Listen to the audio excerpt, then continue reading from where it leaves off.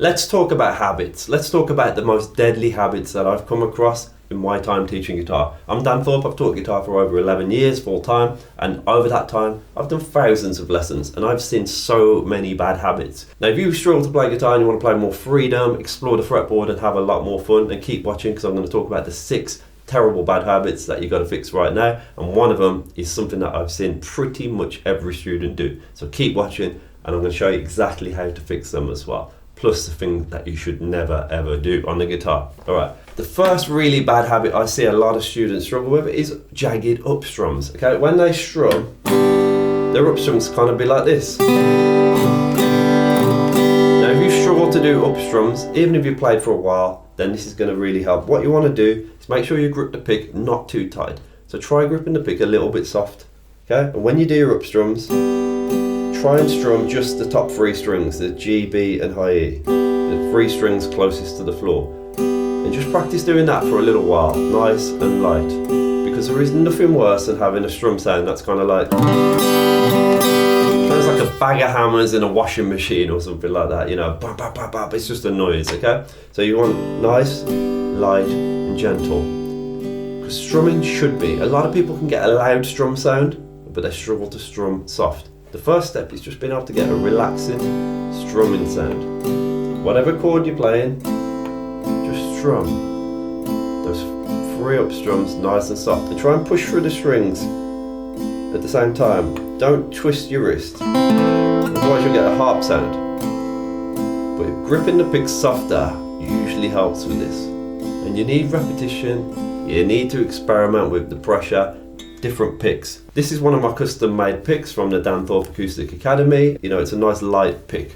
It's not too thick, it's not too thin. It gives you this nice gentle sound. I've got a thicker one as well, the red one, which is more for picking. But for strumming, I get students to use this.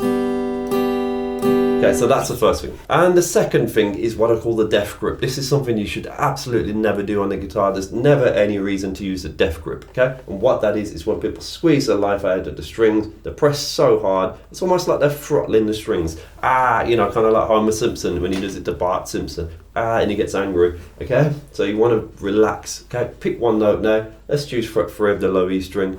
Pluck that note, and then now take off all the pressure. So the note sounds dead when you pluck it, and then get close to the fret and add just a tiny, tiny, tiny bit of pressure and pluck the note. And now if you've struggled with a death grip and you get this right, you will find that it's an instant release of pressure that can be quite transformative in many ways, you know, because you just realize that you do not need to press hard.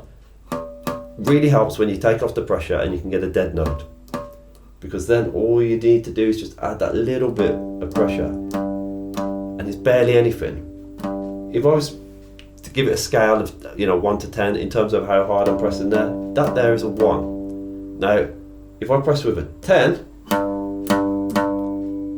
that's really uncomfortable and my finger's getting sore and I'm actually bending the string out of tune slightly. That's what happens when you press so hard. If I press with a 5, it's still not great, my finger will be sore quite soon. If I press with a 1 or a 2, it's so much more relaxing. 10, like that. A 1, okay? I don't know why I have to do the facial expressions to highlight that, but you never use the death grip. It's crucial that you don't do that. Number 3, rigid fingers. This is something I see a lot, and most people don't even know they're doing it. I'm going to play something, and you're going to spot exactly what I'm doing, okay?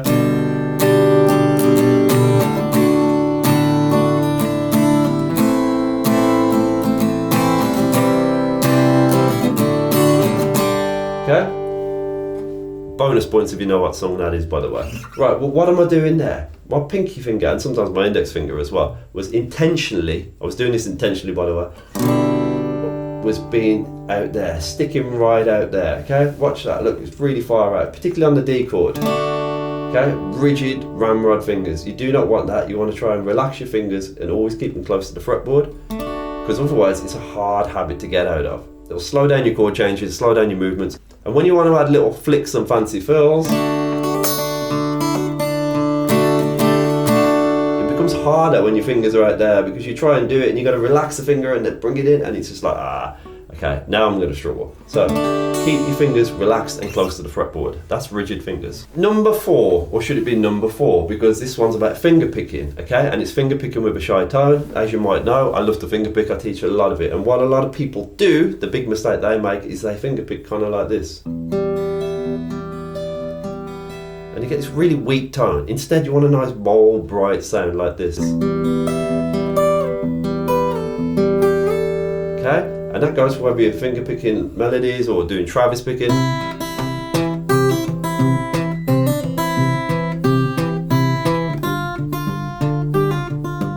It doesn't matter what you're playing, but you don't want to be doing this kind of like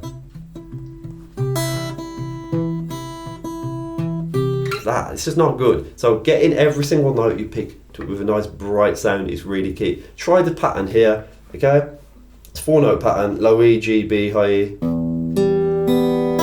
Pluck it, and try plucking the strings nice and loud, okay? Nice and slowly.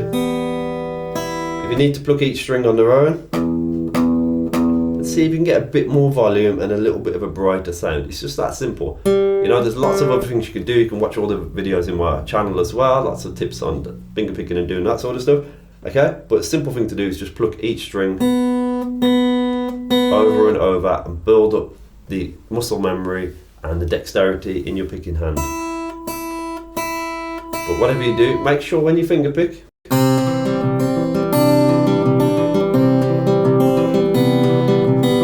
you get a nice bright sound. It's really key there. And the next thing we're talking about, this is something that's so crucial to your playing, and again, it's one of those things most people don't even know about, is this. Now I'm going to play a C chord. Watch what's wrong with that chord, okay? I'm not even going to strum it because that's going to sound bad, the way my fingers are. And this is one of the causes of why people have bad chords. My fingers are all bunched up together like a bunch of bananas, okay? And it's going to sound bad. Spread fingers is key. It's absolutely key to spread your fingers when you play. See the visible gaps between the fingers. Now that's really hard if you struggle and you've got small hands and you've got no dexterity yet. So what you can do is grab your trusty old capo, put it on at fret 5 or wherever you like. Fret 5 is a good place to start. And play the C chord. And see if you can play it there with gaps in between your fingers. Actually reach across and put your finger in to create a bit of a gap. Don't force it in, you don't want to hurt yourself. Okay? So be gentle, warm up, okay? There you go. Just try that. And then you can gradually move the capo down, 1 fret at a time. You'll slowly increase your stretch so your fingers won't be bunched up when you get down to there. Really useful there. And the next thing we're talking about are warm-ups. In the UK, it's not always the warmest weather. Sometimes I go to pick up my guitar and you know my hands are cold, and there's nothing worse than touching a cold string on it with a cold finger on a cold, damp, dark day. So you want to get your fingers warmed up, okay? But also you want to do a proper warm-up on the guitar. Things like practicing your legato, hammer-ons, pull-offs, your finger-picking patterns, stretches, okay? Doing proper techniques and proper exercises in the proper way. But also doing it in a fun way as well. So talking of which, if you want an absolute brilliant workout, one of the best I've done, it's a 2-minute workout. Watch this video now because it'll give you everything you need to know about warming up and playing with, you know, more freedom. And that's what it's all about. Right, thanks for watching. Cheers, bye-bye.